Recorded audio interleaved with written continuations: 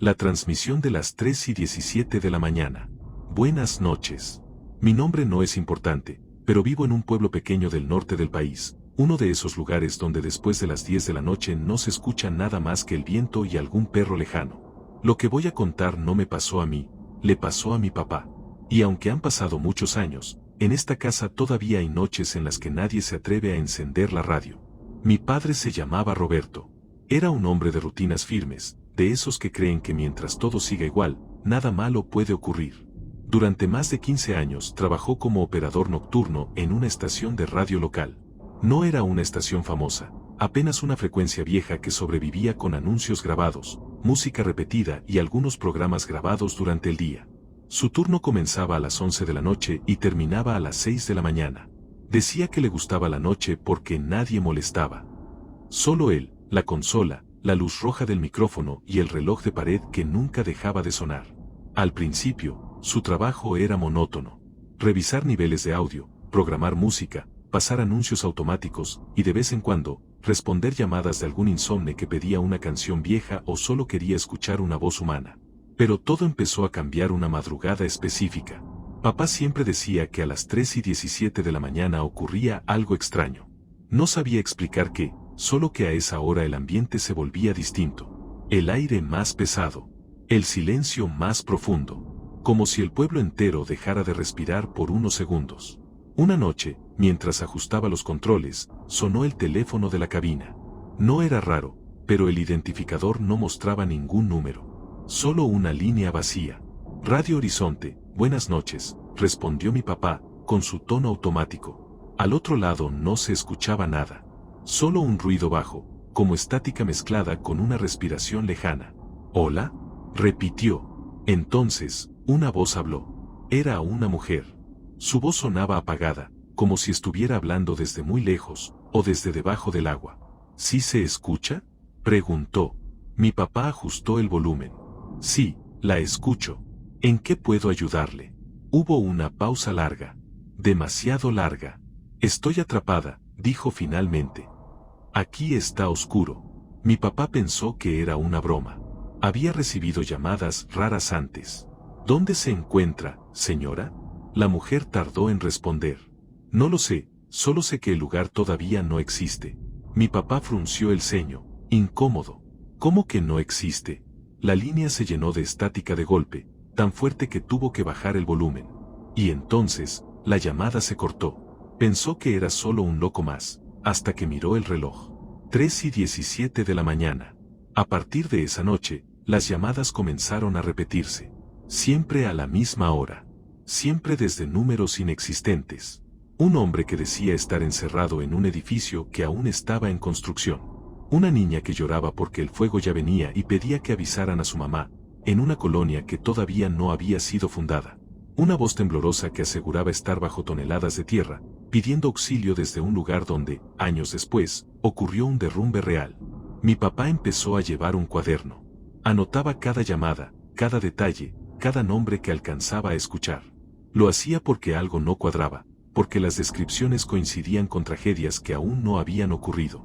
Una madrugada, no hubo llamada. A las 3:17 de la mañana, el teléfono no sonó. En su lugar, se encendió solo el micrófono del estudio. Papá escuchó su propia respiración amplificada en los audífonos. Y entonces, una voz salió al aire. Era su propia voz. Si alguien está escuchando esto, ya es demasiado tarde, decía la grabación. No cuelguen. Nunca cuelguen. Mi papá intentó apagar el micrófono. No respondía. La voz continuó. Yo también creí que podía advertirles, pero nadie puede cambiar nada. El reloj marcaba las 3:17 de la mañana una y otra vez. El segundero no avanzaba. El teléfono sonó. Papá contestó con la mano temblando. Papá, se escuchó del otro lado. Era mi voz. Pero sonaba distorsionada, rota. ¿Dónde estás?, preguntó la voz. La estación está en llamas. Papá gritó mi nombre. La llamada se cortó. Cuando amaneció, encontraron la cabina vacía. Todo estaba intacto. El cuaderno seguía ahí, abierto en la última página. Solo había una frase escrita con letra temblorosa. Ahora yo llamo. Desde entonces, la frecuencia sigue transmitiendo. aunque la estación cerró hace años.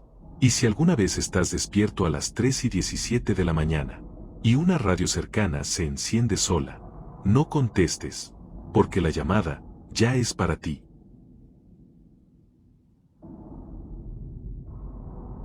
La señal que no era para nosotros. Mi nombre es Ernesto, vivo en una comunidad rural lejos de la ciudad, donde la señal de celular apenas existe y la radio sigue siendo la única compañía durante la noche. Lo que voy a contar no me pasó a mí directamente, le pasó a mi tío Julián.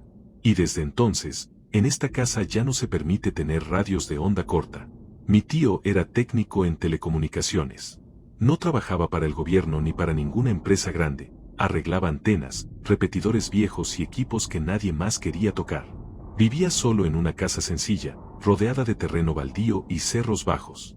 Su día a día era siempre el mismo: despertar temprano, revisar equipos, comer algo simple y, al caer la noche, encerrarse en su pequeño cuarto de radio. Tenía una obsesión: las frecuencias muertas. Así llamaba a las bandas donde, según él, no debía existir absolutamente nada.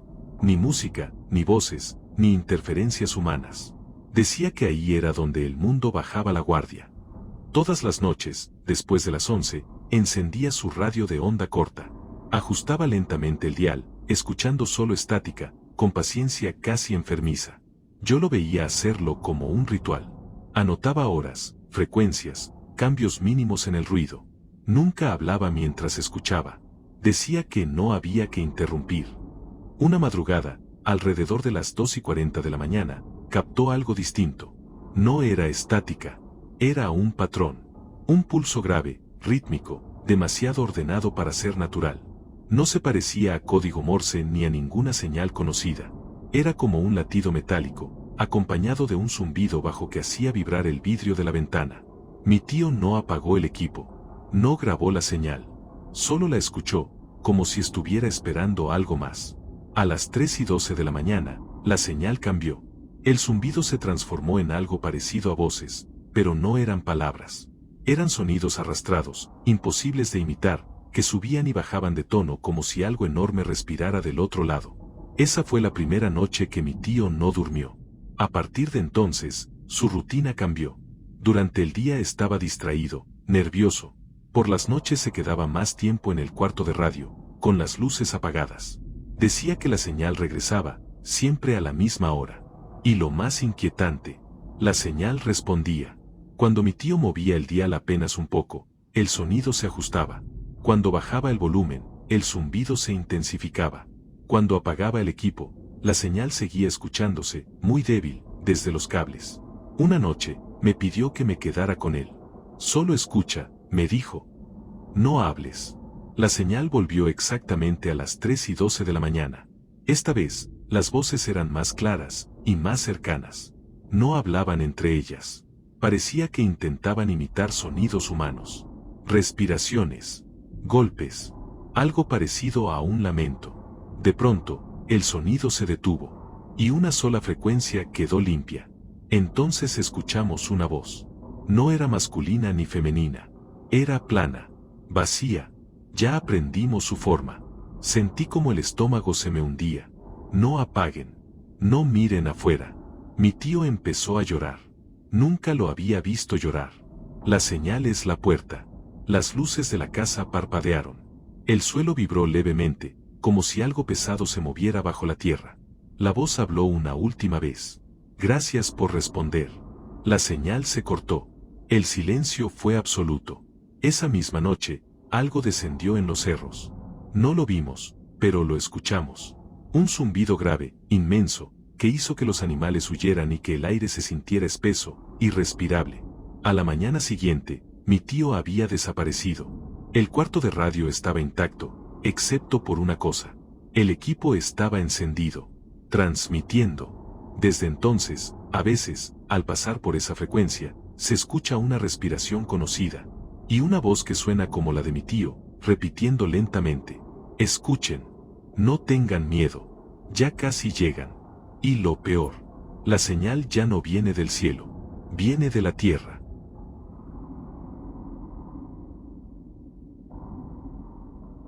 Frecuencia de fondo. Buenas noches. Me llamo Martín y vivo en una ciudad fronteriza, donde el ruido nunca desaparece del todo.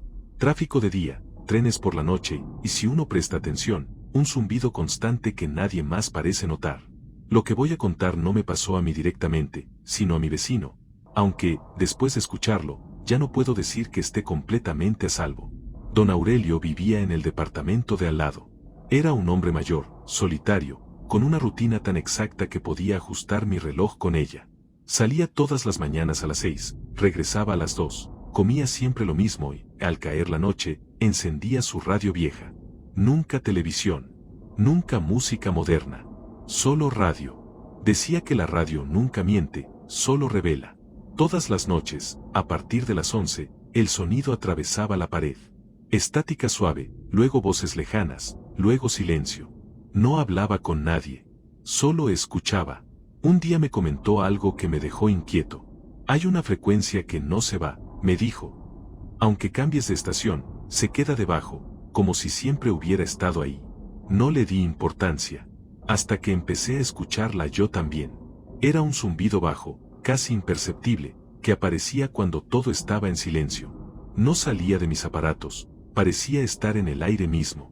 Don Aurelio decía que era frecuencia de fondo, algo que siempre estuvo ahí, esperando que alguien afinara bien el oído. Una madrugada, golpeó mi puerta. Ya no es solo ruido, me dijo. Ahora marca horas. Entré a su departamento. La radio estaba encendida, el volumen bajo. En medio de la estática se escuchaban pulsos regulares, uno cada segundo.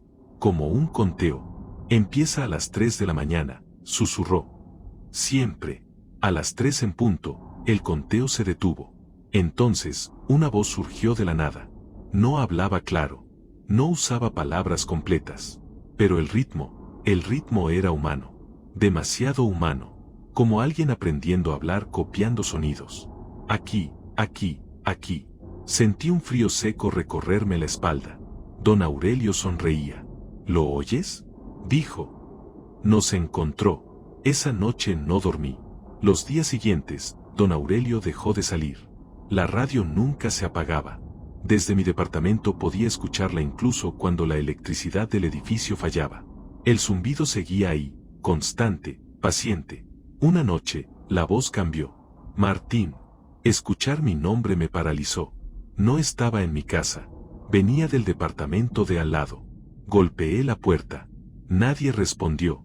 La radio hablaba ahora con la voz de don Aurelio, pero algo no encajaba. El tono era plano, sin emoción, como una grabación mal hecha. Escucha, como yo escuché. Llamé a la policía. Cuando encontraron el departamento vacío. No había signos de violencia. Solo la radio encendida, transmitiendo ese zumbido interminable. Desde entonces, la frecuencia me sigue. No importa si uso audífonos, si apago todos los aparatos o si me cambio de lugar. A las 3 de la mañana, el sonido aparece. Y a veces, entre la estática, escucho respiraciones que no son mías. La voz vuelve de vez en cuando. Nunca grita. Nunca amenaza. Solo dice, escuchar es suficiente. Y eso es lo que más miedo me da. Porque empiezo a entenderla. Kilómetro 217. Nunca me gustó manejar de noche, pero el trabajo no da muchas opciones cuando uno es camionero. Llevo 15 años recorriendo carreteras, de día y de madrugada, con lluvia, niebla o calor insoportable. Al final, uno aprende a convivir con la soledad, con el ruido constante del motor y con esa sensación de estar suspendido en ningún lugar cuando la carretera se estira frente a ti como una línea infinita. Esa noche salí tarde del almacén. Eran casi las 11 cuando encendí el camión y tomé la carretera federal, una de esas rutas largas, rectas, flanqueadas por terreno seco y cerros bajos. El tipo de camino donde no hay pueblos cercanos ni luces, solo postes eléctricos que aparecen cada tantos metros como si alguien los hubiera colocado ahí solo para recordarte que aún existe la civilización. El marcador del tablero parpadeaba. Radio encendida, volumen bajo. No había música, solo un programa nocturno donde hablaban de llamadas de oyentes, historias triviales, insomnio compartido. Me gustaba eso, sentir que no era el único despierto en el mundo. Pasé el kilómetro 180 sin novedad. Luego el 190. El 200. Fue después del kilómetro 217 cuando todo empezó a sentirse Mal.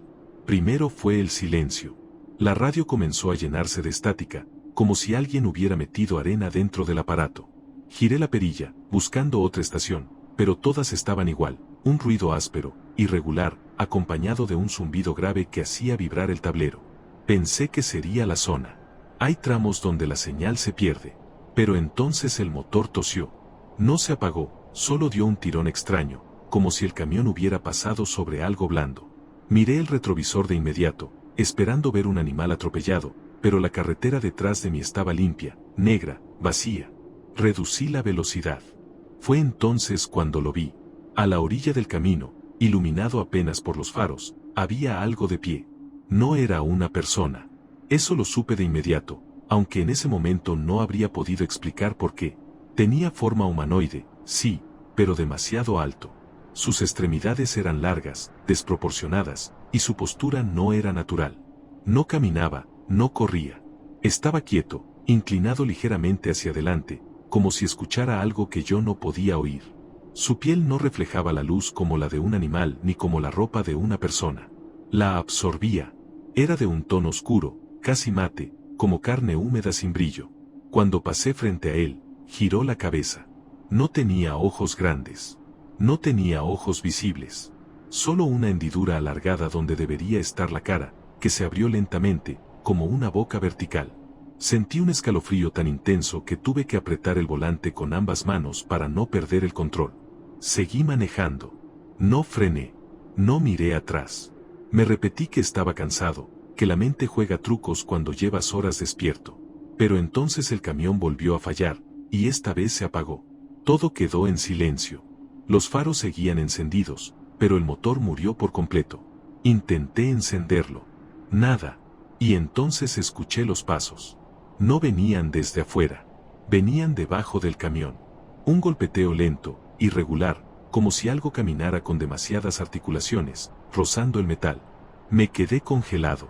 El sudor me corría por la espalda mientras el sonido rodeaba el vehículo, deteniéndose justo debajo de mi asiento.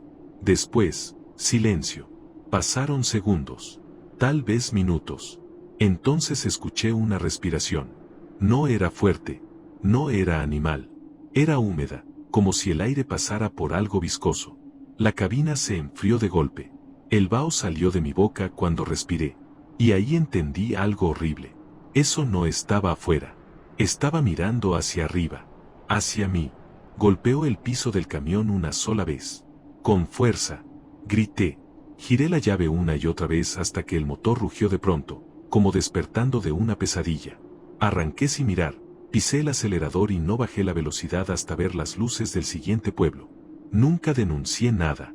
Nunca volví a pasar por ese tramo de noche. A veces, cuando conduzco solo y apago la radio, juro escuchar ese mismo golpeteo, como si algo siguiera caminando bajo la carretera, esperando que me detenga otra vez.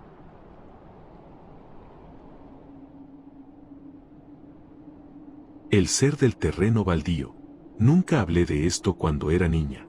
No porque no quisiera, sino porque cada vez que lo intenté, los adultos se miraron entre ellos con esa expresión que tienen cuando deciden que lo que dices no es real.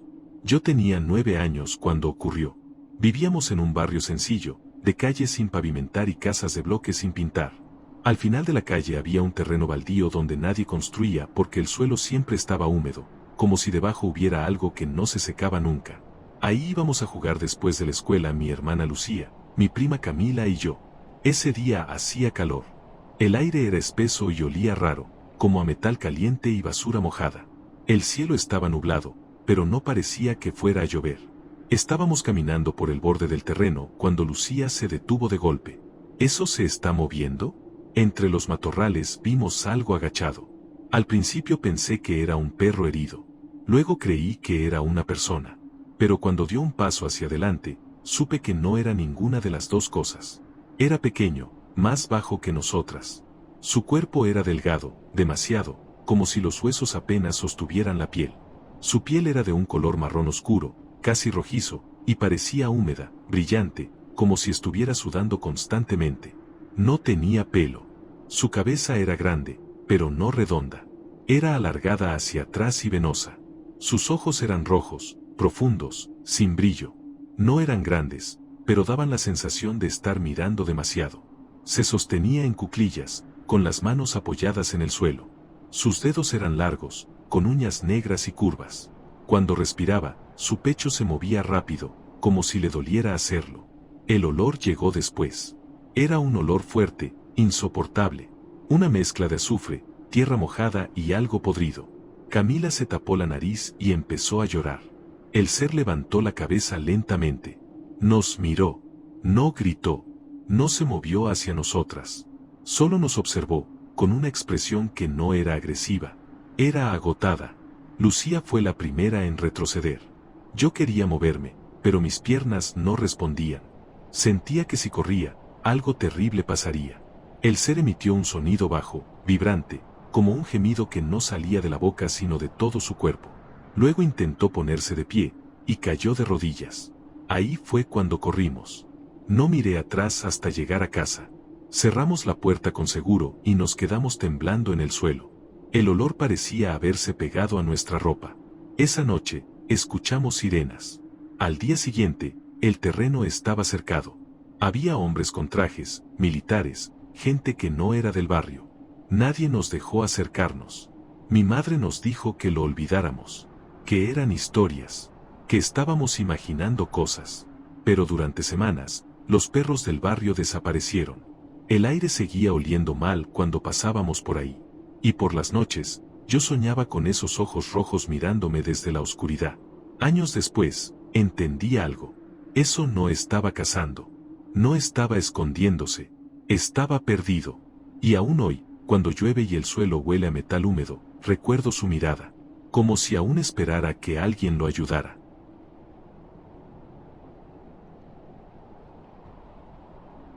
Las luces sobre el rancho. Me llamo Rafael, tengo 42 años y he vivido toda mi vida en el mismo rancho. No es grande ni bonito, pero es nuestro. Está a casi una hora del pueblo más cercano, rodeado de potreros, cercas viejas y cerros bajos que durante el día parecen inofensivos, y de noche se convierten en sombras inmensas.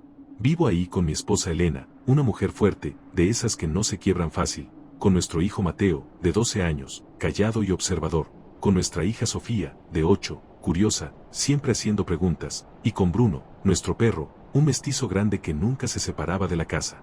Nuestra rutina era siempre la misma. Nos levantábamos antes del amanecer.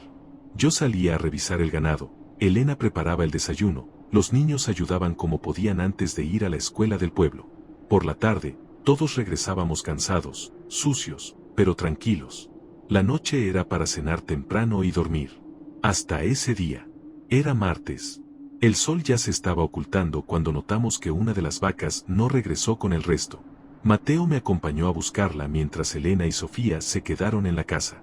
El cielo estaba completamente despejado, sin luna, y las estrellas se veían más brillantes de lo normal. Fue entonces cuando Bruno empezó a gruñir. No ladraba. Gruñía bajo, con el cuerpo rígido, mirando hacia el cielo. «Papá, ¿qué es eso?», preguntó Mateo. Sobre el potrero, flotaban 3 luces. Grandes, redondas, blancas con un tono azulado. No hacían ruido. No parpadeaban. Iluminaban el pasto como si fuera de día. Elena salió de la casa con Sofía tomada de la mano. Los 4 nos quedamos mirando sin hablar. Las luces comenzaron a moverse lentamente, girando entre ellas, y por un instante se apagaron. Entonces vimos la nave. No era un plato ni algo simétrico. Tenía una forma irregular, alargada, como si estuviera hecha de piezas que no encajaban bien. Su superficie era oscura, opaca, y aún así se distinguía contra el cielo. Se deslizó detrás del cerro sin emitir ningún sonido. Sofía empezó a llorar. Esa noche nadie durmió bien. Bruno no se separó de la puerta. Los animales estaban inquietos. Las gallinas chocaban contra el gallinero y las vacas mugían sin razón. El aire se sentía raro, pesado, como si algo invisible nos envolviera. Cerca de la medianoche, escuchamos un golpe en la pared trasera de la casa. Seco, fuerte. Bruno ladró con furia. Yo tomé la escopeta. Elena abrazó a los niños. Salí con la linterna, pero no vi nada. Sin embargo, sentí que no estaba solo. Cuando regresé adentro, los perros dejaron de ladrar. Los pasos comenzaron poco después. No eran humanos. No tenían ritmo. Algo caminaba alrededor de la casa, arrastrando los pies, deteniéndose frente a cada ventana. Las cortinas se movieron ligeramente, como si alguien respirara sobre el vidrio. Mateo se asomó apenas y retrocedió de golpe. «Papá, hay algo afuera». Apagué la luz. A través de la ventana vimos las siluetas. Eran altas, demasiado delgadas. Sus brazos colgaban casi hasta las rodillas. Sus cabezas eran alargadas hacia atrás, como cráneos incompletos. No se movían como personas, se balanceaban, lentamente. Uno se acercó a la puerta. Escuchamos un sonido que aún me persigue en sueños, una vibración húmeda, como un murmullo sin palabras. La madera comenzó a crujir, no por golpes, sino porque algo la presionaba desde afuera, como probándola. Las ventanas se empañaron de repente. Desde afuera, Sofía comenzó a gritar que alguien la estaba llamando. Decía que escuchaba mi voz, pero yo no hablaba. Elena rezaba. Mateo temblaba. Yo apuntaba a la puerta sin saber si serviría de algo. Entonces escuchamos los rasguños. No eran uñas. Era algo duro, irregular, marcando la madera lentamente. Bruno salió corriendo hacia la parte trasera de la casa, ladrando como nunca. Escuchamos un chillido agudo, y luego nada. Silencio total. Las luces regresaron al cielo. La casa vibró suavemente, como si algo enorme se elevara desde el potrero, y de pronto todo terminó. Al amanecer, Bruno no volvió. Encontramos el pasto aplastado formando un círculo enorme. Los árboles cercanos estaban quemados. La tierra seguía tibia. Nunca hablamos de eso con nadie. Los niños crecieron, pero nunca olvidaron. Yo aprendí algo esa noche. Eso no vino por curiosidad. Vino a medirnos. A entrar. Y cuando el cielo se ve demasiado claro en la madrugada, juro que algo sigue observando nuestra casa, esperando que bajemos la guardia.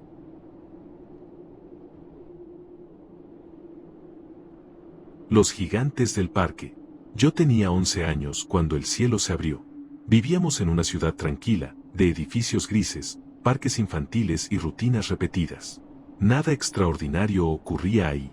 Las tardes eran siempre iguales, niños jugando, adultos sentados en bancas, perros corriendo detrás de pelotas.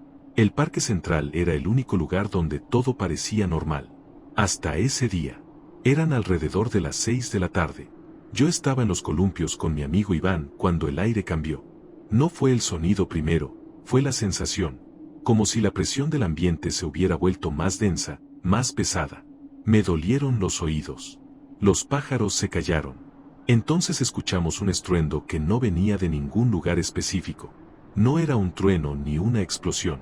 Era como si algo gigantesco se estuviera moviendo dentro del cielo. Todos miraron hacia arriba. Las nubes comenzaron a girar, formando un hueco oscuro. Desde ahí descendió un objeto enorme, rojo, irregular. No parecía una nave, parecía una herida en el aire. Se detuvo a pocos metros del suelo sin hacer viento, sin levantar polvo. Cuando tocó tierra, el parque entero quedó en silencio. De la abertura salió el primero. Era gigantesco. Medía más de 3 metros. Su cuerpo era ancho, desproporcionado, cubierto por algo que no parecía ropa ni piel. Era rígido, oscuro, como una costra viva. Su cabeza era pequeña para su tamaño, con una forma extraña, casi triangular. Caminaba con pasos lentos, pesados, pero el suelo no se hundía. Detrás de él salieron otros 2. Uno era más delgado, más alto aún, con brazos larguísimos que casi tocaban el suelo. El otro era más bajo, encorvado, y se movía a saltos cortos, como si no entendiera la gravedad. No tenían ojos visibles. En lugar de rostro, tenían símbolos. Marcas profundas, geométricas, que se movían lentamente, como si respiraran. Uno de los niños gritó. El más grande levantó el brazo y señaló, no al niño, sino al cielo. En ese instante, varios objetos pequeños comenzaron a caer a nuestro alrededor. No explotaron. Simplemente se incrustaron en el suelo, vibrando. Iván me jaló del brazo. No mires, me dijo llorando. No mires sus caras. Pero ya era tarde. Cuando los símbolos cambiaron de forma, sentí un dolor horrible en la cabeza. No era un sonido, era una idea que no cabía en mi mente. Como si algo intentara entrar a la fuerza. Los gigantes avanzaron por el parque. Donde pisaban, el pasto se marchitaba. Los árboles se inclinaban hacia ellos, no por el viento, sino como si los reconocieran. Uno de los seres se detuvo frente a un hombre. Lo observó. Luego extendió una de sus extremidades y el hombre desapareció. No hubo sangre. No hubo ruido. Solo un espacio vacío donde alguien había estado. La gente comenzó a correr. Yo me quedé paralizado, viendo cómo el cielo seguía abierto, palpitando. De la nave salió una figura más pequeña, flotando. No caminaba.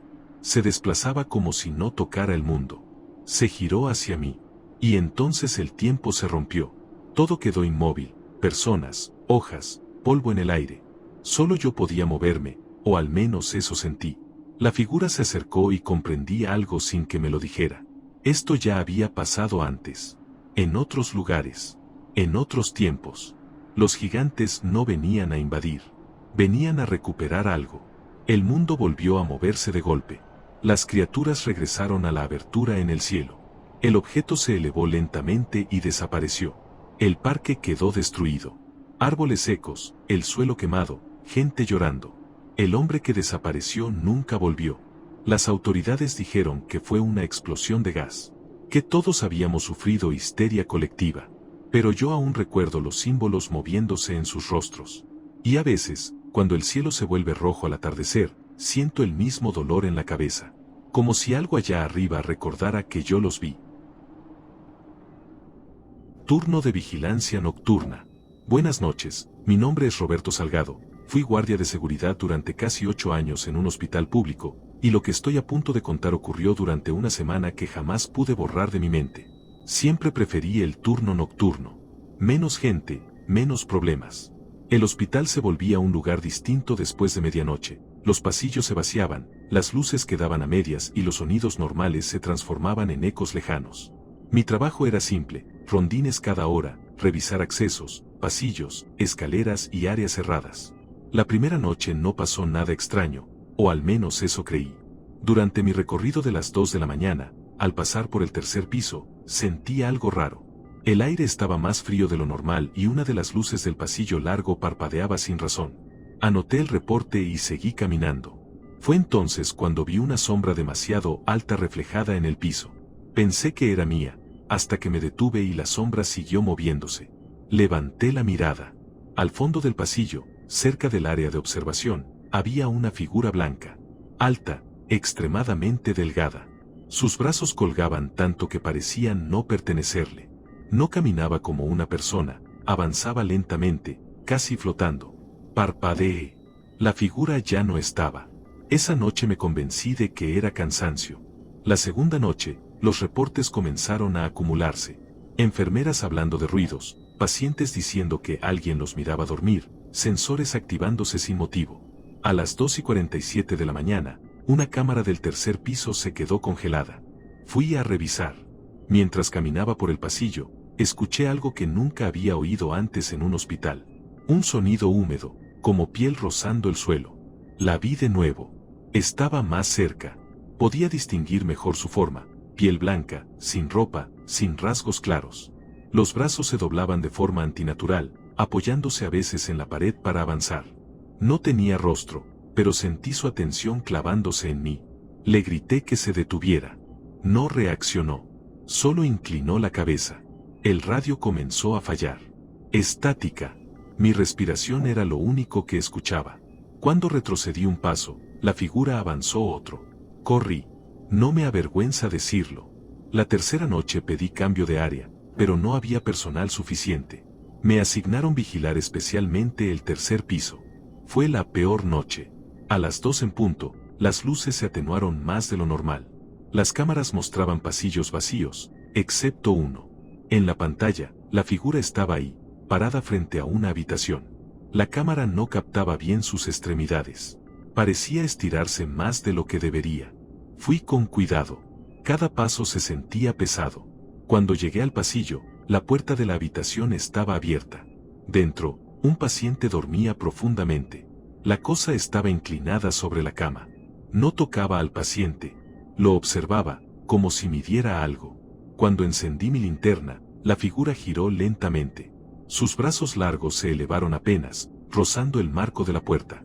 Sentí un dolor punzante en el pecho, como si el aire se hubiera vuelto demasiado espeso. El paciente murió esa misma madrugada.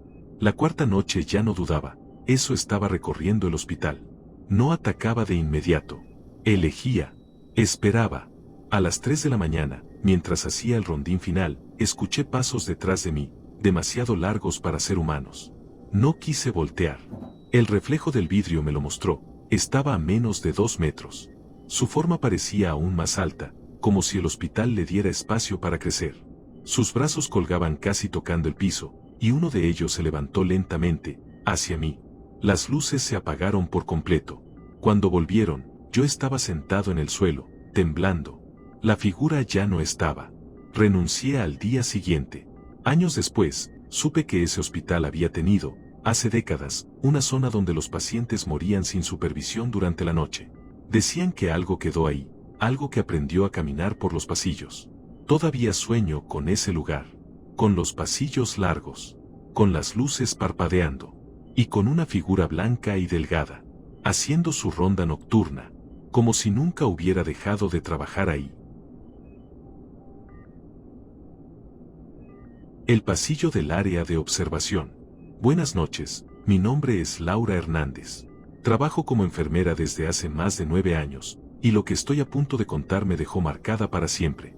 Nunca he hablado de esto abiertamente, porque sé cómo suena, pero después de todo lo que pasó, necesito que alguien le escuche. Trabajo en un hospital público, uno de esos edificios viejos, grandes, con pasillos largos y luces frías que nunca terminan de apagarse. El turno nocturno siempre ha sido pesado, pero también tranquilo. Después de medianoche, el hospital cambia, los ruidos se apagan, los pasos se escuchan más fuertes y el silencio se vuelve incómodo. Esa noche empezó como cualquier otra. Llegué a las 10, me cambié, revisé el área de observación y saludé al personal de guardia.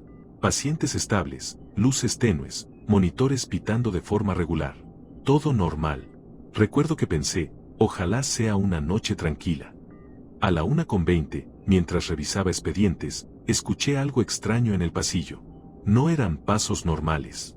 Sonaban lentos, arrastrados, como si algo caminara sin prisa, pero demasiado pesado para ser una persona normal. Me asomé pensando que sería un médico o algún paciente desorientado. El pasillo estaba casi a oscuras, solo iluminado por las luces de emergencia. Al fondo, cerca del área que llevaba semanas cerrada por remodelación, vi una silueta. Era alta, demasiado alta. Al principio pensé que era una sombra mal proyectada, pero entonces se movió. La figura era blanca, no como una bata, sino como piel sin color. Delgada, exageradamente delgada. Sus brazos colgaban a los costados, y llegaban casi hasta las rodillas. No parecía caminar, se deslizaba, avanzando lentamente, como si no tuviera peso. Me quedé paralizada. No tenía rostro visible. Solo una cabeza alargada, inclinada ligeramente hacia un lado, como si estuviera observando algo que yo no podía ver. Quise llamar por radio, pero mi mano no reaccionaba. Sentí un frío profundo, no en la piel, sino dentro del pecho. La figura se detuvo frente a una de las puertas del área cerrada, y entonces hizo algo que todavía me quita el sueño. Giró el torso sin mover los pies. Su cabeza se volteó en mi dirección. No corrí. No grité. Simplemente cerré la puerta lentamente y retrocedí hasta el área de enfermería, temblando. Me repetía que estaba cansada, que el turno nocturno juega malas pasadas, que no era real. Pero a las 2:10, uno de los monitores empezó a fallar.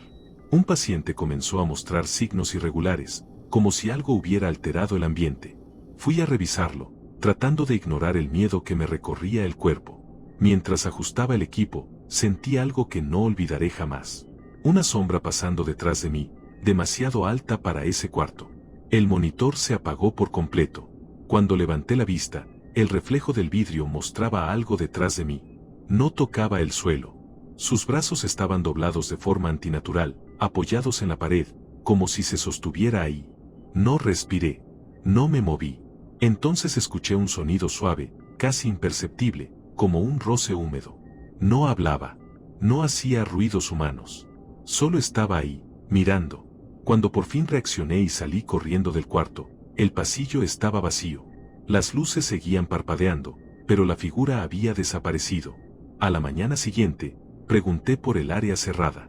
Un guardia viejo me miró serio y me dijo que antes, muchos años atrás, esa zona se había usado como área de aislamiento. Pacientes con enfermedades graves. Personas que morían solas. Me dijo algo más antes de irse. Algunos dicen que algo nunca se fue de ahí, algo que camina de noche buscando camas vacías.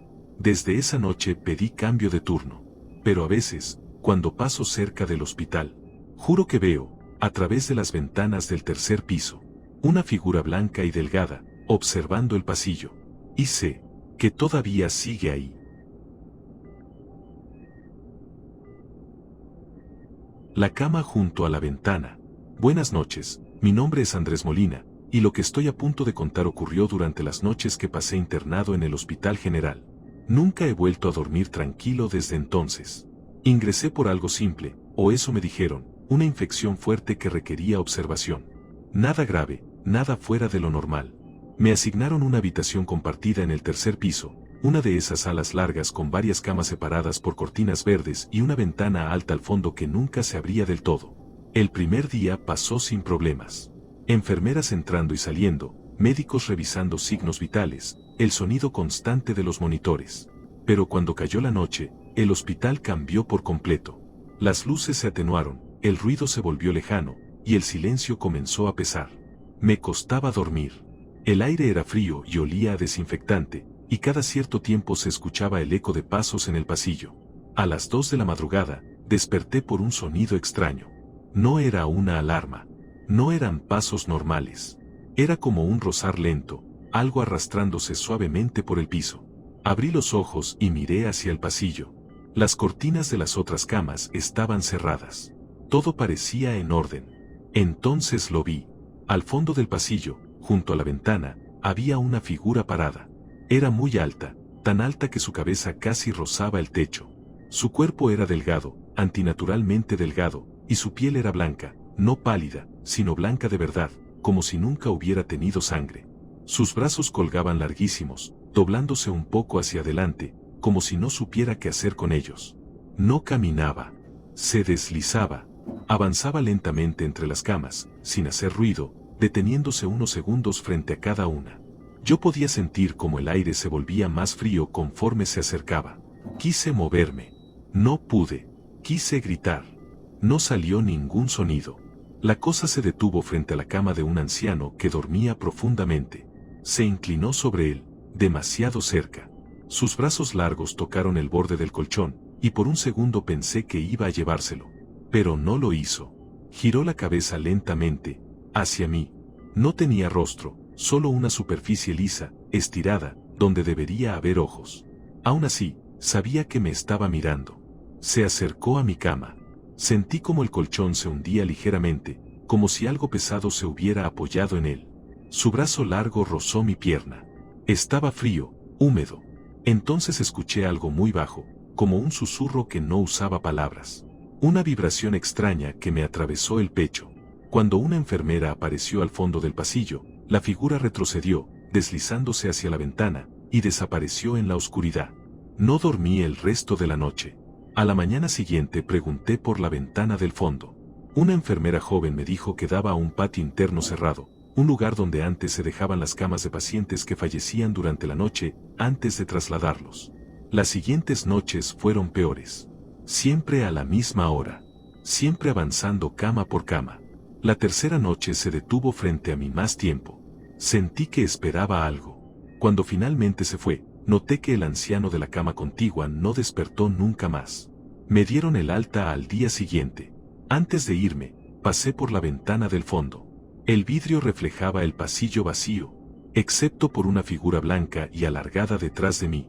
Desde entonces, cada vez que me acuesto en una cama de hospital, siento que no estoy solo. Y sé que esa cosa todavía recorre los pasillos, buscando a quien acompañar en su última noche. El paciente de la habitación 312. Buenas noches, mi nombre es Daniel Ríos, soy enfermero, y lo que estoy a punto de contar ocurrió durante los días que trabajé en el área de hospitalización del tercer piso. No espero que me crean, solo necesito dejar constancia de esto, porque sé que algo sigue ahí. Llevo más de 11 años trabajando como enfermero. He visto de todo, accidentes, agonías largas, pacientes que hablan solos, otros que se aferran a la vida con una fuerza impresionante. Por eso siempre pensé que nada podía sorprenderme ya. Me equivoqué. Mi rutina era simple. Entraba a las 7 de la mañana, revisaba expedientes, aplicaba medicamentos, tomaba signos vitales, ayudaba a mover pacientes. El hospital era viejo, pero funcional. Los días eran largos y monótonos. Las noches, distintas. El paciente llegó un martes por la noche. No lo ingresaron por urgencias comunes. Llegó escoltado, cubierto por una sábana gruesa, sin nombre completo en el expediente. Solo un código y una indicación clara. Habitación 312. Observación constante. No retirar vendajes. La habitación 312 llevaba meses cerrada. Cuando lo acomodamos en la cama, sentí algo raro desde el primer momento. Su cuerpo era demasiado largo para la camilla. Las extremidades parecían estirarse más de lo normal bajo las sábanas. Su respiración era lenta, profunda, irregular. El médico solo dijo: no haga preguntas innecesarias. El primer día pasó sin incidentes, aunque algo me incomodaba. Al revisar signos vitales, noté que su temperatura era más baja de lo normal, pero estable. Su pulso no era irregular, solo extrañamente pausado, como si su corazón no siguiera un ritmo humano. La segunda noche fue peor. Me tocó turno nocturno y, cerca de las 2 de la madrugada, escuché un sonido proveniente de la habitación 312. No era un quejido. No era respiración. Era un golpeteo suave, rítmico, como uñas largas rozando el colchón. Entré. El paciente estaba despierto. Tenía los ojos abiertos, demasiado abiertos, sin parpadear. No eran completamente humanos. La pupila parecía alargada, estirada verticalmente.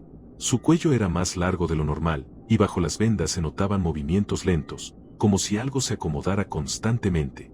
¿Se siente bien?, pregunté, intentando mantener la calma. Su boca se abrió apenas. Los labios se movieron, pero no emitió sonido. En su lugar, escuché ese mismo roce húmedo, como si el sonido viniera desde dentro de su pecho. Salí de la habitación con el pulso acelerado. Al tercer día, el paciente comenzó a moverse más. Las sábanas aparecían desordenadas cada mañana, estiradas hacia el suelo. Las barandillas de la cama amanecían ligeramente dobladas, como si algo se hubiera apoyado con demasiado peso. Una enfermera se negó a entrar después de decir que había visto algo moverse bajo la piel del paciente, como si sus brazos no terminaran donde deberían. Esa noche, mientras le aplicaba medicación, noté algo que no figuraba en el expediente. No tenía pies normales. Bajo las sábanas se distinguían formas alargadas, casi como dedos extendidos, demasiados. Me miró. Sentí una presión horrible en la cabeza, como si alguien me empujara pensamientos que no eran míos. Imágenes de pasillos largos, luces parpadeantes, camas vacías. Entonces, por primera vez, habló. No con palabras claras. Fue más bien un murmullo, profundo, vibrante. Aquí, no, estoy solo. La cuarta noche fue la última. A las 3:12 de la mañana, las alarmas del tercer piso comenzaron a fallar. Fui a la habitación 312 y encontré la puerta abierta. El paciente estaba sentado en la cama. Era mucho más alto de lo que debería. Su columna parecía haberse estirado. Los brazos colgaban casi tocando el suelo, doblándose de forma antinatural. Las vendas estaban sueltas, revelando piel blanca, lisa, sin vello, sin marcas humanas. No era completamente humano, pero tampoco era otra cosa del todo. Ellos caminan de noche, dijo. Yo solo escucho. Cuando di un paso atrás, sentí frío. No venía de la habitación, venía del pasillo. Las luces parpadearon y por el vidrio vi una silueta alta, blanca, observando. El paciente giró la cabeza hacia ella, como si se conocieran. Cuando llegó el personal de emergencia, la habitación estaba vacía. La cama destrozada. Las barandillas dobladas. El expediente desapareció. Renuncié esa misma semana. A veces sueño con el tercer piso, con pasillos largos, con figuras altas recorriendo las camas, y con un paciente extraño, que no estaba ahí para ser curado, sino para escuchar lo que camina por el hospital cuando nadie mira. El kilómetro que no aparece en los mapas. Mi nombre es Rubén Calderón, tengo 47 años y llevo más de 25 años manejando tráiler por las carreteras del país. He cruzado desiertos interminables, montañas donde la neblina se pega al parabrisas como si tuviera vida propia, y rectas tan largas que parecen no terminar nunca. Si algo aprendí en todos esos años es que la carretera tiene memoria, y no siempre olvida a los que pasan por ella. No siempre fui camionero. Antes trabajaba en una maquiladora, turnos dobles, sueldo justo y una vida que se me escurría entre las manos. Me casé joven, tuve una hija, Mariana, y durante un tiempo creí que todo estaba bien. Pero la rutina mata lento. Perdí el trabajo, el matrimonio se vino abajo y terminé solo, con una pensión alimenticia que pagar y un volante frente a mí como única salida. Así empecé a manejar. Y así, sin darme cuenta, la carretera se volvió mi casa. La noche del incidente era una más. Ruta de siempre, tramo largo, solitario, entre dos estados, casi sin poblados y con señal de radio intermitente. Salí a las 11:40 de la noche, cargamento cerrado, café cargado y música vieja sonando bajo. Nada fuera de lo normal. Hasta que llegué al kilómetro 217. Nunca he podido encontrarlo en ningún mapa. La noche estaba extrañamente silenciosa. Ni grillos, ni viento. Apagué la música porque sentía esa presión rara en el pecho, como cuando sabes que algo no está bien, pero no sabes qué. Fue entonces cuando lo vi. Al principio pensé que era un animal grande parado a la orilla del camino. Reduje la velocidad. Los faros iluminaron algo que no tenía forma definida. Era alto, demasiado alto. Su cuerpo parecía delgado y torcido, como si sus huesos estuvieran mal acomodados bajo la piel. No tenía pelaje, solo una piel grisácea que reflejaba la luz de forma antinatural, casi húmeda. Pero lo peor fue la cabeza. No era proporcional. Tenía algo parecido a un rostro, pero los ojos estaban hundidos, negros, sin reflejo. Y su boca. Dios, su boca estaba abierta de más, estirada hacia los lados como si alguien la hubiera rasgado. Cuando pasé junto a él, juraría que giró la cabeza para seguirme con la mirada. Apreté el acelerador. Mi corazón golpeaba tan fuerte que me mareé. Miré el retrovisor. Ya no estaba. Respiré hondo, me convencí de que el cansancio me estaba jugando una mala pasada. Seguí avanzando, hasta que el radio se encendió solo. Rubén, dijo una voz baja, distorsionada. Casi pierdo el control del volante. ¿Quién habla? Pregunté, con la garganta seca. Estática.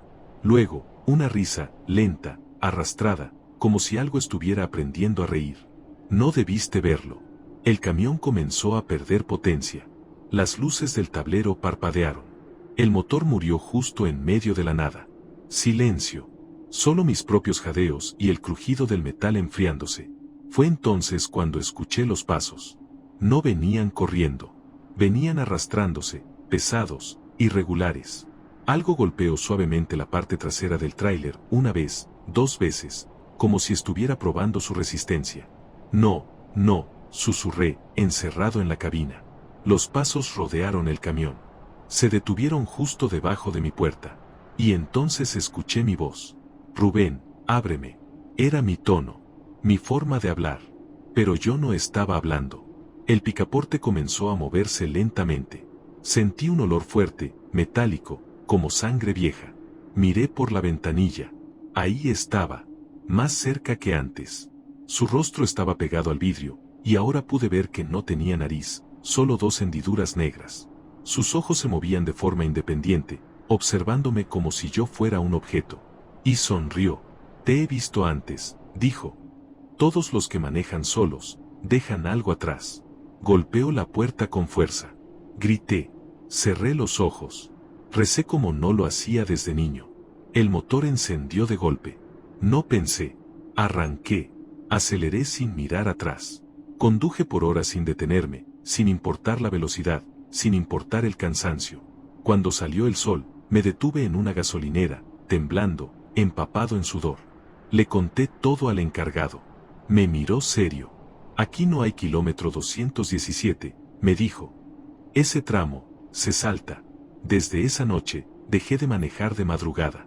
Pero a veces, cuando el camino está muy solo, cuando la radio se apaga de golpe, escucho mi voz susurrando. Rubén, ábreme. Y sé que la carretera todavía me recuerda. El tramo donde nadie adelanta. Mi nombre es Mauricio Vélez, tengo 45 años, y durante casi 2 décadas fui chofer de tráiler para distintas empresas. No era el mejor, pero tampoco el peor. Nunca choqué, nunca robé carga, nunca me quedé dormido al volante. Yo era de esos camioneros invisibles, los que cumplen y siguen adelante. La carretera fue mi escape. Después de un divorcio silencioso y una casa que ya no sentía mía, preferí pasar más tiempo manejando que regresando. Dormir en la cabina era más fácil que dormir con recuerdos. El incidente ocurrió en una ruta que no aparecía en mis planes originales.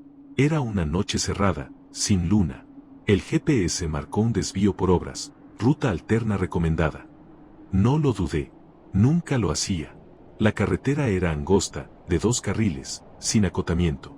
Asfalto viejo, señales despintadas, y postes reflectantes cada tanto, como si alguien los hubiera colocado solo para cumplir. Al principio, todo era normal. Hasta que noté algo extraño. No había nadie más. Ni autos. Ni otros camiones. Ni luces a lo lejos. Solo yo, y el camino. Después de unos 20 minutos, vi el primer tráiler delante de mí. Mismo modelo que el mío. Mismo color oscuro. Iba lento. Reducí la velocidad y me mantuve a distancia. Esperé el momento para adelantar, pero la línea nunca se volvió discontinua. Seguimos así varios kilómetros. Entonces apareció otro tráiler, más adelante. Luego otro. En fila. Todos iguales. Ninguno se desviaba. Ninguno frenaba del todo. Ninguno adelantaba. Era como si la carretera no permitiera romper el orden. Intenté comunicarme por radio. ¿Alguno me copia? Pregunté. Solo escuché estática. El aire se volvió pesado. El sonido del motor parecía amortiguado, como si estuviera manejando dentro de un túnel invisible. Miré el reloj. Habían pasado 2 horas. Pero el marcador de distancia no había cambiado. El mismo kilómetro repetido. Las luces traseras del tráiler frente a mí parpadearon una vez. Y entonces, se apagaron. No frenó. No se desvió. Simplemente siguió avanzando, sin luces. ¿Qué demonios? Murmuré. Encendí las altas. Iluminé su parte trasera. No había placas. No había logotipo de empresa. No había marcas de uso. Era un tráiler demasiado limpio. Como nuevo. Me acerqué un poco más. Y vi algo que me heló la sangre. La cabina estaba vacía. El volante giraba solo, corrigiendo suavemente el rumbo. El asiento, intacto. Toqué el claxon. El sonido salió, pero no se alejó. Fue absorbido por la noche, como si el aire se lo hubiera tragado. De pronto, todos los tráileres delante comenzaron a reducir la velocidad al mismo tiempo. Mi corazón se aceleró. No, no, susurré. El mío también empezó a perder potencia. El tablero marcó fallas que nunca había visto. La carretera se estrechó. Las luces de los postes se apagaban una por una conforme avanzábamos. Hasta que todos nos detuvimos. Silencio absoluto. Las puertas de los otros tráileres comenzaron a abrirse. No de golpe. Lentamente. Desde las cabinas bajaron figuras humanas. O algo parecido. Caminaban rígidos, con movimientos repetidos, idénticos entre sí. Todos vestían ropa de chofer, vieja, gastada, de distintas épocas. Sus rostros eran inexpresivos. Ojos abiertos de más. Piel opaca. Uno de ellos se acercó a mi ventana. Reconocí su cara. Era yo, pero más joven. Con ojeras profundas. Con una mirada cansada que conocía demasiado bien. Aquí no se adelanta, dijo, con mi voz. Aquí solo se sigue. Los demás comenzaron a rodear mi tráiler. ¿Qué es este lugar? Grité. Mi otro yo apoyó la mano en el vidrio. Es el tramo donde terminan los que nunca regresan a casa, respondió. Los que prefieren el camino. Sentí el motor apagarse. La oscuridad me envolvió. Cerré los ojos. Cuando los abrí, estaba detenido a la orilla de una autopista conocida. Amanecía. El GPS funcionaba. El reloj marcaba solo unos minutos después del desvío. Temblando, continué hasta el primer paradero. Le conté todo a un chofer veterano. No se sorprendió. Ah, ese tramo, dijo. Aparece cuando la carretera te quiere para ella sola. Desde ese día, si veo un desvío que no recuerdo, si noto que nadie adelanta, si todos los camiones se parecen demasiado, sigo recto. Porque hay caminos que no te llevan a ningún destino, solo te enseñan dónde te quedas.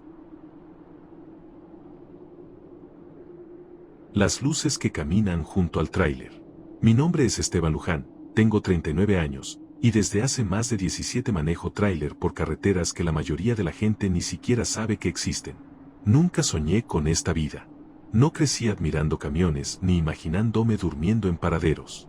Simplemente, fue lo que quedó cuando todo lo demás falló. Vengo de un pueblo pequeño donde las oportunidades se acaban rápido.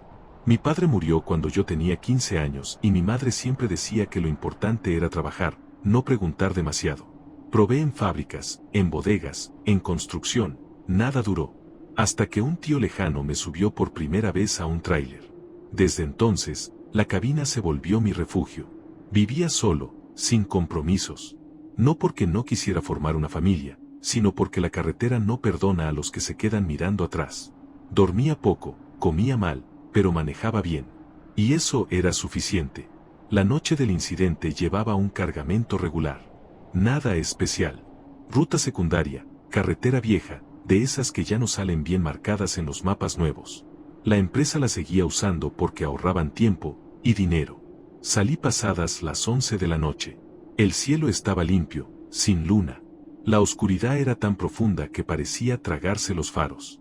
A eso de las 2 de la madrugada, el cansancio empezó a sentirse. No lo suficiente para dormirme, pero sí para que la mente empezara a jugarte trucos. Apagué la música para mantenerme alerta. Fue entonces cuando vi la primera luz. Pequeña, blanca, flotando a la orilla del camino. Pensé que era un reflejo. Luego pensé que era una casa aislada. Pero la carretera estaba desierta desde hacía kilómetros. Seguí avanzando. La luz seguía ahí. Luego apareció otra, y otra más. No estaban juntas. Estaban separadas, alineadas, como si marcaran algo. Miré el velocímetro. 80 kilómetros por hora. Las luces se movían a la misma velocidad. Sentí un escalofrío recorrerme la espalda. Bajé la velocidad. Las luces también. Apreté el acelerador. Ellas hicieron lo mismo. No puede ser, murmuré. Apunté los faros directamente hacia una de ellas. Y entonces lo vi. Debajo de la luz había algo. Una silueta alta, demasiado delgada. Sus piernas eran largas, torcidas, y se movían con una cadencia antinatural, como si no tocaran realmente el suelo. La luz no era una lámpara. Salía de su cuerpo. El radio empezó a llenarse de estática. Toc, toc, toc. Golpes suaves, rítmicos, contra los costados del tráiler. No es real, me repetía. Estás cansado. Pero el olor cambió. Un olor fuerte, seco, como electricidad quemada. De pronto, una de las luces se apagó. Sentí un golpe brutal en la parte trasera.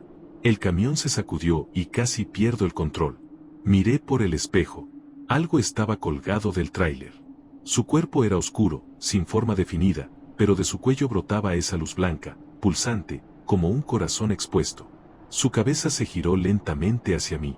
No tenía rostro, solo una superficie lisa, y aún así sabía que me estaba viendo. Emitió un sonido agudo, como un silbido prolongado, y las demás luces comenzaron a acercarse. Ya no caminaban, corrían. El tráiler empezó a vibrar desde abajo, como si algo se moviera entre las llantas. El volante se volvió pesado. Las luces del tablero parpadearon. Entonces todo se apagó de golpe. Motor, faros, radio, silencio absoluto. Las luces me rodearon. Ahora podía verlas completas. Eran altas, más de 2 metros. Sus extremidades colgaban como si no supieran cómo usarlas. Donde deberían tener manos, había demasiados dedos, largos, rígidos, retorcidos. Una de ellas se inclinó hacia el parabrisas. La luz se intensificó, llenando la cabina. Y escuché una voz. No salió de ninguna boca. Sigues manejando sin vernos. Las puertas comenzaron a vibrar. El vidrio se empañó desde afuera, como si respiraran sobre él. Cuando te detengas, aprenderás. Pensé en mi madre, en mi vida vacía, en todas las noches que manejé solo. Creí que ahí iba a terminar todo. Entonces, el motor rugió. Las luces retrocedieron al mismo tiempo, como si algo las hubiera jalado. No esperé. Arranqué. Aceleré hasta que el camión parecía que iba a desarmarse. Manejé sin detenerme hasta que amaneció. Cuando finalmente paré, vomité al lado del camino. Tiempo después pregunté por esa carretera. Un mecánico viejo me miró serio y dijo: ahí muchos dicen ver luces. Pero no son para alumbrar. Son para marcar a los que van solos. Desde esa noche, nunca bajo la velocidad. Nunca manejo rutas viejas de madrugada. Porque ahora sé algo que nadie te dice cuando empiezas a manejar tráiler. La carretera no está vacía. Y algunas luces no quieren que llegues a tu destino. Los que esperan a que amanezca. Mi nombre es Julián Herrera, tengo 52 años, y si algo he aprendido en mis más de 30 años como camionero, es que la noche no pertenece a los vivos, solo nos tolera mientras pasamos por ella. No siempre manejé tráiler. Antes tenía un pequeño negocio de refacciones con mi hermano. Duró poco. Las deudas, los problemas y una discusión que nunca se resolvió acabaron con todo. Cuando él se fue, yo me quedé sin nada, excepto una licencia vieja de conducir pesado y un contacto que me ofreció trabajo en carretera. Desde entonces, mi vida se mide en kilómetros, paradas rápidas y amaneceres vistos desde el volante. La noche de la que hablo era una ruta común, de esas que ya puedes hacer con los ojos cerrados. Carretera larga, recta, con tramos sin señal, sin pueblos, sin luces. Salí cerca de las 10:30 de la noche, con el cielo nublado y una luna apenas visible entre las nubes. Todo iba normal, al principio. Fue después de la 1 de la madrugada cuando vi al primero. Estaba de pie, a la orilla del camino. No parecía pedir aventón. No hacía señas. Solo estaba ahí, mirando. Era alto, delgado, con los brazos colgando de forma extraña, demasiado largos. Pensé que era algún vagabundo o alguien desorientado. Seguí manejando. Unos kilómetros después, vi otro. Luego otro más. Siempre a la orilla. Siempre quietos. Siempre mirando pasar el camión. Bajé un poco la velocidad. Los faros iluminaron mejor sus cuerpos. Vestían algo parecido a ropa, pero no podía distinguir detalles. Sus cabezas parecían demasiado pequeñas para sus cuerpos. Y ninguno se movía, excepto para girar el cuello lentamente y seguirme con la mirada. Sentí un nudo en el estómago. Encendí el radio. Solo estática. A los pocos minutos empecé a ver grupos. 2 juntos. 3. Uno más adelante, separado. Nunca cruzaban el camino. Nunca se acercaban. Solo esperaban. El silencio se volvió insoportable. Ni animales. Ni viento. Solo el sonido del motor y mi respiración. Entonces noté algo peor. No todos parecían humanos. Algunos tenían las piernas demasiado rígidas, como si no supieran doblarlas bien. Otros caminaban con movimientos irregulares, dando pasos largos, torpes, como si imitaran la forma de andar de una persona. Uno de ellos levantó el brazo cuando pasé junto a él. Su mano tenía demasiados dedos. Tragué saliva y seguí. Miré el reloj, 3:17 de la mañana. La carretera parecía no avanzar. Los kilómetros se repetían. Las señales estaban oxidadas, torcidas, algunas marcaban nombres de poblados que nunca había escuchado. Los humanoides ya estaban por ambos lados del camino. Docenas. Quietos. Observando. Sentí que si me detenía, no volvería a arrancar. Por primera vez en años, recé. El cielo empezó a aclararse poco a poco, apenas un tono gris en el horizonte. Y entonces, algo cambió. Los humanoides comenzaron a retroceder. No corriendo. No caminando. Simplemente, dando pasos hacia atrás, sin dejar de mirarme. Uno de ellos se acercó un poco más al borde del asfalto. Pude ver su rostro. No tenía expresión. La piel era pálida, lisa, como cera vieja. Los ojos eran negros, y demasiado grandes. Abrió la boca. No gritó. Solo exhaló un aire largo, húmedo, como un suspiro. Un letrero apareció más adelante. Gasolinera, 2 km. Nunca me había alegrado tanto de ver algo tan simple. Cuando llegué, el sol ya asomaba por completo. La gasolinera estaba abierta. Había un par de autos. Un camión más estacionado. Me bajé temblando. El olor a gasolina y café me devolvió algo de calma. Miré hacia la carretera. No había nadie. Ninguna silueta. Ninguna figura. Entré al baño, Me mojé la cara, respiré profundo. Pensé que quizá el cansancio me había hecho ver cosas. Pero cuando salí, el despachador me miró raro. ¿Vienes solo?, me preguntó. Sí, ¿por qué? Se quedó callado un momento. Es que, dijo, siempre que alguien llega de madrugada por esa ruta, llega solo. Desde ese día, nunca manejo de noche por carreteras desiertas. Y si alguna vez veo figuras quietas a la orilla del camino, no las miro demasiado, porque sé que solo están esperando a que alguien no llegue al amanecer. El aula que no aparecía en los planos. Acepté hablar con usted porque ya no existe la escuela. La demolieron hace 6 años y, aún así, sigo soñando con ella. Cuando yo era niño, nuestra escuela estaba aislada entre montes y campos. Un solo edificio de 2 plantas, viejo, de madera, con pasillos largos que crujían incluso cuando nadie caminaba. Éramos pocos alumnos. Todos nos conocíamos. Todos sabíamos cuando algo no encajaba. Y aún así, nadie dijo nada. Todo comenzó durante el invierno de 1989. Algunas mañanas, al llegar temprano, notábamos que una de las aulas del fondo estaba abierta, aunque nadie tenía llave. Era un salón que, según los planos oficiales, no existía. No aparecía en los registros antiguos, ni en los mapas del edificio. Pero ahí estaba. Dentro no había escritorios normales. Solo mesas bajas, demasiado juntas, y marcas oscuras en el piso, como si algo pesado hubiera sido arrastrado una y otra vez. Los maestros nos prohibieron acercarnos. Eso, por supuesto, hizo que lo hiciéramos. Un día, durante el recreo, 5 niños entramos al aula. Yo estaba entre ellos. El aire dentro era frío, distinto al resto del edificio. No olía a madera vieja, sino a metal húmedo. Entonces los vimos. Eran figuras humanoides, sentadas alrededor de las mesas bajas. No se movían al principio. Tenían cuerpos delgados, largos, cubiertos por algo oscuro, como ropa demasiado ajustada. Sus cabezas eran grandes, sin cabello, con rasgos apenas marcados. No tenían ojos visibles, pero sabían que estábamos ahí. Uno de ellos levantó lentamente la cabeza. Sentí un dolor agudo en la sien, como si algo me presionara desde dentro. De pronto entendí algo sin que nadie lo dijera. No estaban jugando. No estaban aprendiendo. Estaban observando. Uno de mis compañeros empezó a llorar. Otro gritó.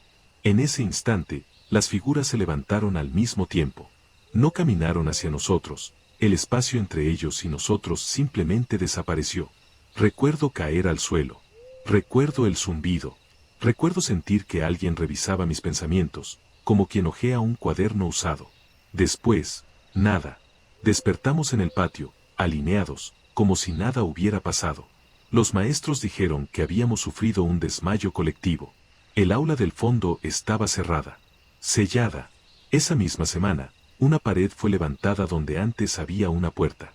El aula dejó de existir. O eso dijeron.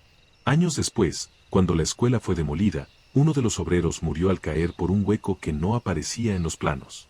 Dicen que antes de morir gritó que había mesas y sombras bajo el suelo. Usted me preguntó si creo que esos seres eran extraterrestres. No lo sé. Solo sé que usaban nuestra escuela. Que observaban cómo aprendíamos. Cómo nos comportábamos. Cómo reaccionábamos al miedo. Y sé otra cosa más. Cada vez que paso frente a una escuela vacía, siento que alguien todavía está tomando notas. El sonido bajo el tatami. Antes de empezar, quiero dejar algo claro. No creo en historias de extraterrestres. O al menos, no creía, antes de que me visitaran. Yo crecí en un pueblo pequeño, rodeado de montañas y arrozales. Casas bajas, calles estrechas, noches silenciosas.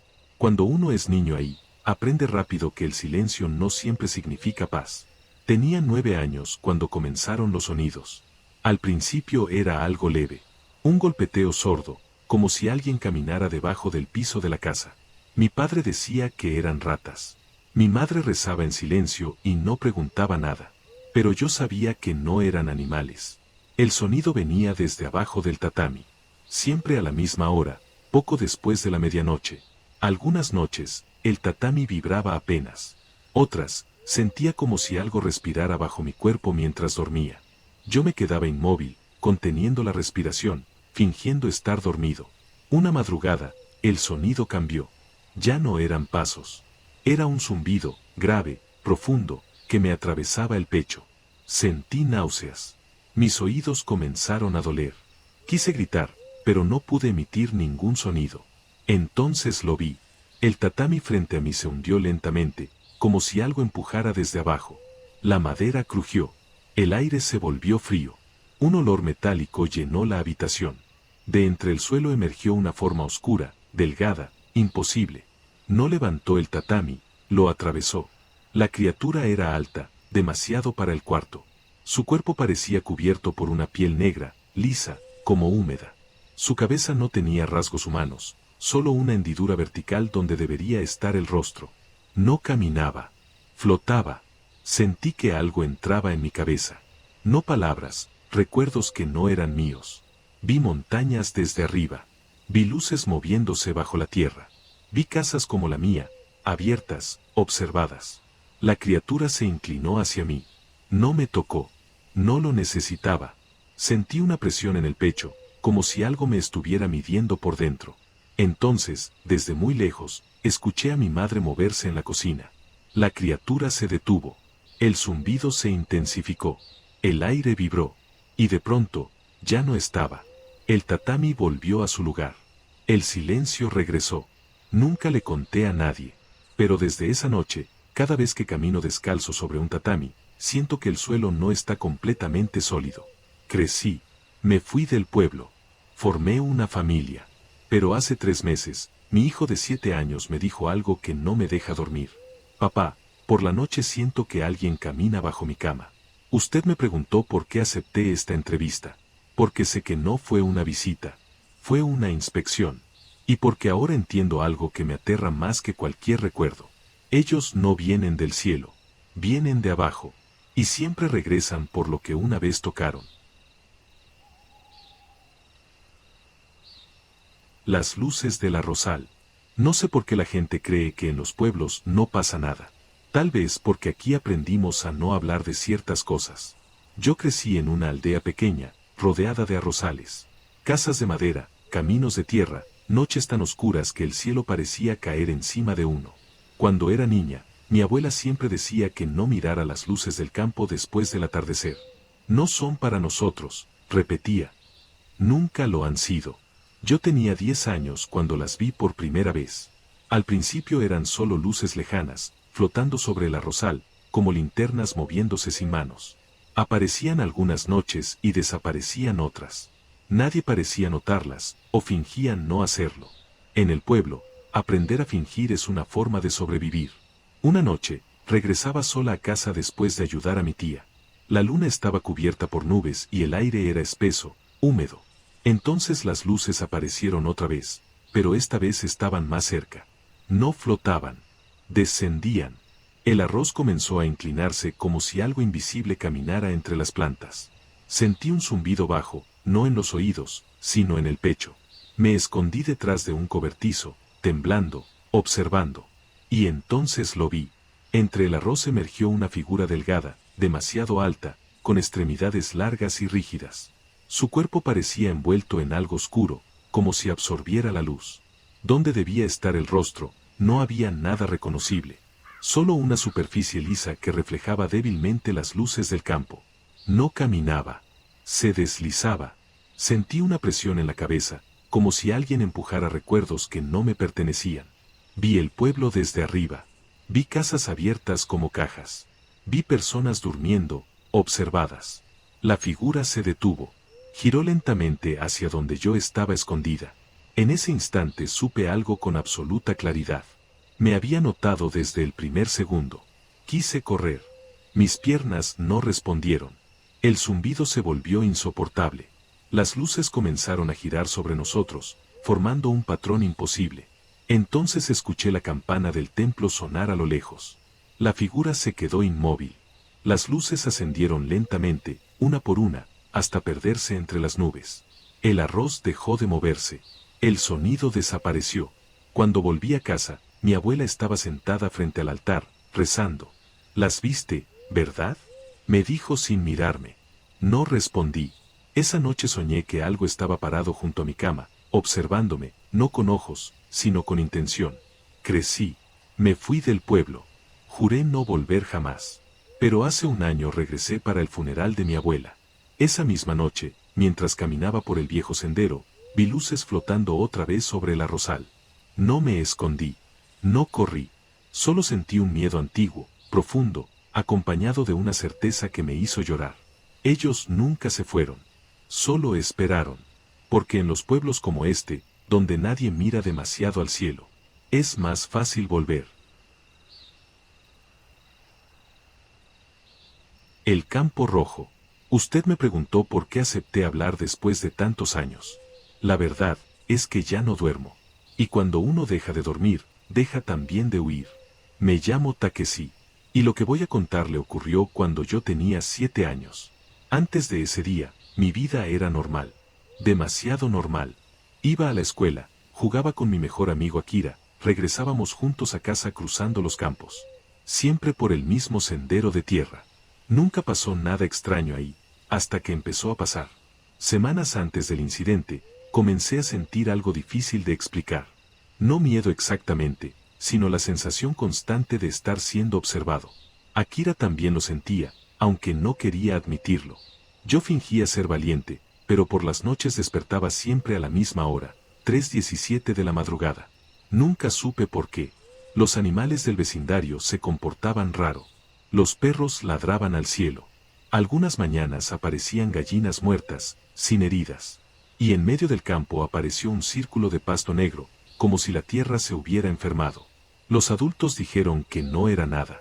El día del incidente, el cielo estaba gris y el aire se sentía pesado, como antes de una tormenta que nunca llega. Akira y yo regresábamos de la escuela, hablando de cosas sin importancia. Recuerdo haber pensado que el camino estaba demasiado silencioso. Entonces, todo se detuvo. Los insectos dejaron de hacer ruido. El viento desapareció. Y escuchamos un zumbido, profundo, que vibraba dentro del pecho. Vimos la luz roja descender frente a nosotros. No cayó. No chocó. Aterrizó. El pasto se volvió negro al instante. Frente a nosotros flotaba una estructura metálica, redondeada, sin ventanas. Yo quise correr, pero mi cuerpo no me obedeció. Akira empezó a llorar. La nave se abrió. De su interior salió esa cosa. Era baja, de piel marrón rojiza, húmeda, con una cabeza demasiado grande y 3 protuberancias deformes. No tenía nariz. Sus ojos eran enormes, amarillos, y no parpadeaban. Nos miró como quien observa un objeto. Luego levantó el brazo y señaló a Akira. La criatura avanzó y lo tomó de la manga. Cuando lo tocó, Akira gritó como si algo le estuviera robando el calor del cuerpo. Yo no pensé, solo actué. Tomé una piedra y la lancé. Le di en la cabeza. La criatura chilló. No era un sonido vivo, era mecánico, antinatural. Soltó a Akira y se giró hacia mí. Nuestros ojos se encontraron. Y ahí entendí algo que nunca he podido olvidar. Sabía quién era yo.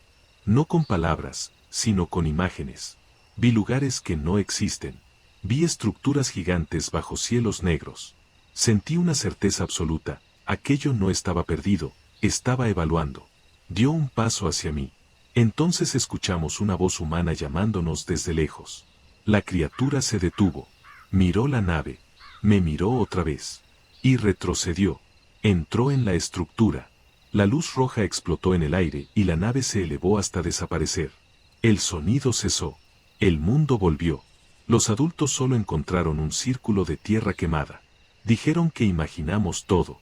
Akira pudo seguir con su vida. Yo no. Desde ese día despierto muchas noches a las 3:17. Siento que alguien me observa desde la oscuridad. No lo veo, pero sé que está ahí. Usted me preguntó por qué creo que la criatura intentó llevarse a Akira y no a mí. Porque no era para mí. No todavía. Creo que yo solo era el que iba a recordar. Y créame, señor investigador, hay cosas que jamás deberían ser recordadas.